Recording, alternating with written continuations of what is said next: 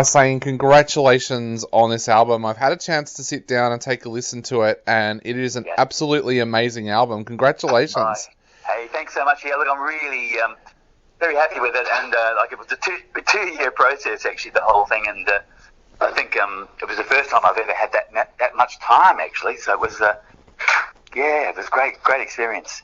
So tell us a little bit about that 2 years, because as you said, a lot of times these days musicians are kind of rushed when they have to put out an album, but you had 2 years to work on this album. So what was that like to have that little bit of extra time? Oh, look, it was amazing, because what happened was that I was originally just toying with the idea of doing another album, and then a good friend of mine, a drummer friend that I work with, he's a studio manager, engineer as well as a drummer, and he, the studio that he manages, the owner decided to start a record label to release, just a few releases, and so they actually asked me to be the first release. So that's how it came about. Like what that meant was that I didn't have to worry about budgets, and we didn't really have any reason to rush it out, so we just took our time, and I wrote probably half of the songs during the recording process, actually, like writing them at home. So it was just a very, very relaxed kind of process, yeah. Does that put more pressure on you, being the first album coming out on a label, or do you try not to think about something like that? Yeah, I actually don't think of anything like that, because it's, so with the label, they're not setting themselves up to be, I mean, they'd like the label to progress, of course, but it's, like the chap that owns the studio, he has another business, but he's like an amateur musician himself, and he's a lover of music and a bit of a patron of the arts, really. So, so the music side of things, he's not sort of counting on that necessarily being his main thing. So I didn't really have any pressure, really, in that sense. I think the label will slowly grow, because there's another signing just recently, and it's a young woman who lives in just near me in Fremantle, and she's an amazing singer-songwriter. So that's going to be the next release. So I think they just plan to sort of release a few things, but if I can say this, they want to kind of just concentrate on the quality, I suppose, which is nice. Yeah, I wanted to go back to what you said before as well, about that you were toying with the idea of working on an album. It had been a little while for you between albums. What was it that kind of sparked that in you to think this is the right time to start working on an album again? Well, I mean, I love the recording process. So, I mean,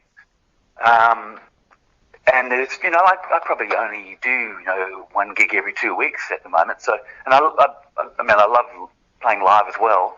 But the recording process it's always fun, especially with a good engineer. Like, and Elliot's turned out to be a fantastic engineer. I think the sound on the album is probably the best I've ever been involved with, for the amount of space around the instruments, and the production quality is great. But actually, what was the question again?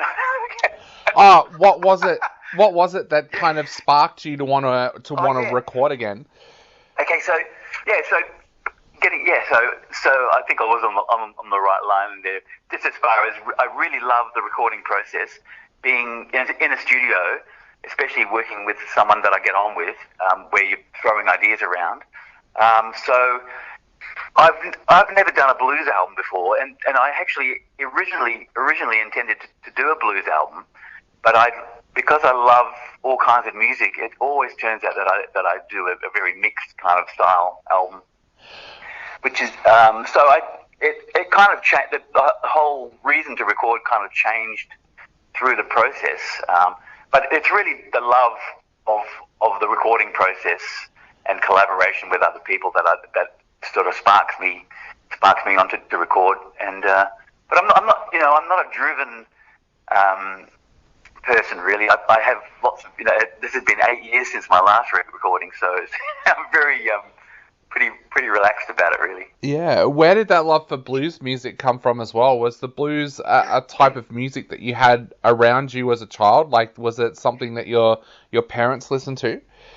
Not my parents so much, actually. My dad was a lover of Hawaiian music. Actually, he grew up in Melbourne, and Melbourne during the 30s and 40s was a bit of a hotbed of Hawaiian music. So I as a young child, Hawaiian music was our main music in the house. But then my brothers, I've got 4 older brothers, and in the 60s they started to get into folk and blues.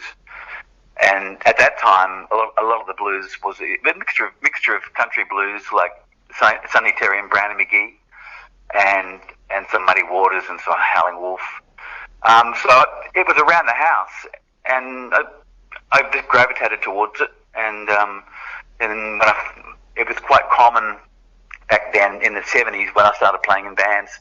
Quite common for a lot of blues bands to be around, and blues was sort of in some ways, an easy form of music to learn, but of course it's, as you know, it's not necessarily easy to play, but it's easy to kind of learn the basic structure. So it's a great jamming style of music. So, but the blues, it just took over my life for quite a while, actually. Yeah. And you mentioned before, too, that a lot of these tracks were actually written during the recording process, and you found that to be relaxing. I found this album to be really relaxing. Like, this album is the perfect album. For me, it was the perfect album, I think, to put on summer evening when you're sitting outside, relaxing. What kind of things were inspiring your music? Was it the Aussie summer, or what was inspiring the music that you were writing on for this album?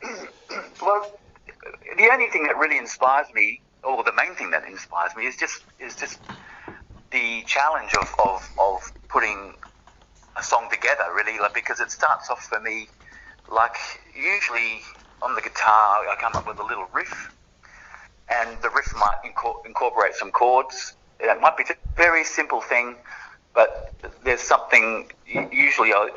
In fact, I might even just be walking into the kitchen, grab a guitar, and I'm chatting to someone, and then I'll come up with a little riff. And while I'm talking to them, I'm suddenly realizing, this riff is not too bad. So I always have my phone with me, so I record the riff, and then I have a stack of these little riffs and chord progressions on my phone, and then I just go through them, find the ones that really jump out, and then I work on them. And I guess the challenge then is to fashion that riff and that initial idea into a song that it might have another section, like a bridge or a chorus. And then after I get a couple of sections happening, I start coming up with lyric ideas. So that's the usual process. And and a lot of it's actually just acoustic guitar, and I'm sitting on the front porch with an acoustic guitar and just sort of noodling away, actually. That's so strange, because that's exactly what my plans are for this album this summer. I live in the country, so my plan is to sit out on the veranda in the summer and listen to this album. I think it's absolutely perfect for that. Oh, fantastic! That's good. I'm happy it's met with such great response. Because it's been a labour of love, and I think it covers lots of different styles, which is something that I always like to do. But although I will one day do a blues album. Yeah. And you worked with family on this album as well. I think your son is involved, and also your nephew. Tell us a little bit about that. What was that like working with family? Because as we've seen over the years, for the Finn brothers worked perfectly. For the Gallagher brothers, not so well. Yeah, well, around my house, when I moved, because I was living in Sydney for 20 years, and when I moved back over to the west, which is my hometown, in 2000, we had our first son back then in 1999, and I've got 3 sons, and 2 of them are really into music, and as they've grown up and been surrounded by all the music that I play, they've slowly become guitar players and drummers themselves, and working on songs. So my oldest son was the song that we co-wrote together. He was playing that particular riff and chord structure around the house, and I really liked it. And then I just suggested that I put some lyrics to it, and that's the way it happened. And it's really a real thrill to have a collaboration with my son in that way. And then my youngest son, he will probably get more involved as well. So it'll be an ongoing thing, I hope. And you've also brought together some amazing musicians to work on this album outside of your family as well. You've got friends in there. Tell us a little bit about how you brought those musicians together, and how do you know who's perfect to work on each track? Yeah, well, over the years, with the people that I've played with, Clayton Doley, for example, the keyboard player, he is someone who he's a rare fish, because he's someone who understands the need to listen and economy, of playing, but he's able to kind of just to meld in perfectly with certain sections and then jump out. But his knowledge of the blues and root styles of music is just phenomenal. And but the thing about also Clayton, he's playing Hammond organ on this album, as you know, is that he comes up with fantastic little melodies in his playing, like lines, pretty much on the spot. And he's always had this capability, really. So he's someone that I always like to use, because he just brings so much depth to the music, I think. So Clayton is pretty much my number one keyboard player. I just usually have to work with Clayton. And other people, like there's some double bass players, two double bass players on the album, and both good friends. Jonathan Zortz, who's based in Sydney. I've known him since the 80s, and he's playing on one track.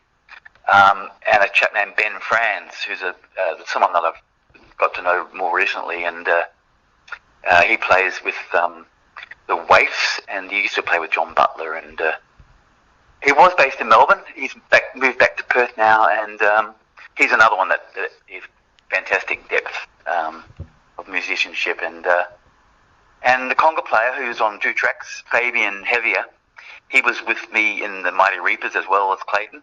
So he's just a great conga player and lovely guy. So that's just some of them who are on the album. Yeah. Well, the result has been an absolutely brilliant album. And I guess the big question now is, and I know this is a bit of a weird question to ask with what everything is like on the East Coast at the moment, but what's your plans from here on out? Like, once the album is out, are you hoping to do a tour, or what are the plans for the rest of this year and going into next year? Yeah, well, that's the thing about me. I hardly ever make plans, and it's probably, as you say, it's not a good time to make plans either. But in fact, I've got my album launch coming up in Fremantle on October the 10th, and everyone's got their fingers crossed that COVID doesn't come and visit us, because we've got the grand final here this weekend, and a few other things. So hopefully, but as far as future plans, look, I always try to go back to Sydney to play gigs, and I've been doing that once a year over the last 20 years that I've been back in the West. I travel back to Sydney at least once a year and do gigs with my old band, the Mighty Reapers, and I also do my own gigs. So Sydney is a place where, because it was my home, it's relatively easy to put gigs together. And Melbourne, sadly I've not been to Melbourne much at all over the past few years, but it used to be a place that I would spend a lot of time in the late 70s and through the 80s and 90s. But I don't really know how I'm going to go about setting up gigs in Melbourne, but I'll just look at that later on. But yeah, as soon as things open up, Sydney will be probably the first place I'll go to for gigs. But it's really hard to organise. I mean, I'd have to have some help with setting up a tour, so that's another thing I'd have to look at. just the logistics. Definitely, yeah. Well, we do hope to see you in Melbourne one day, but right now we're going to throw something open for you. What track would you like us to play off this album on our show right now? Okay. I reckon, what about Night Walking, Going Out Night Walking? I think it's the last track, actually. It is, yeah. So tell us a little bit about that track. Why did you pick that track, and what can our listeners expect to hear on this track? Okay, well, it's a track that I've recorded 2 or 3 times in the past, and it's a good feature for Clayton Doley. Actually, that was one of the reasons why I thought of it just then. I mean, there are other tracks that are more produced, I suppose, in some ways, but this is a real live band kind of sound, which is pretty exciting, I think. And Clayton's playing some wicked Hammond organ and also playing bass parts on the Hammond at the same time. But that's the first song that came to my mind. But yeah. Awesome. Well, we're going to play that track right now. And Dave, we just want to say thank you so much for coming on our show today. It's been an absolute pleasure, and thank you so much for delivering this album, because I think this is an album that everyone is going to need to have this summer. Oh, that's brilliant. Hey, thanks so much for having me. It's been great talking.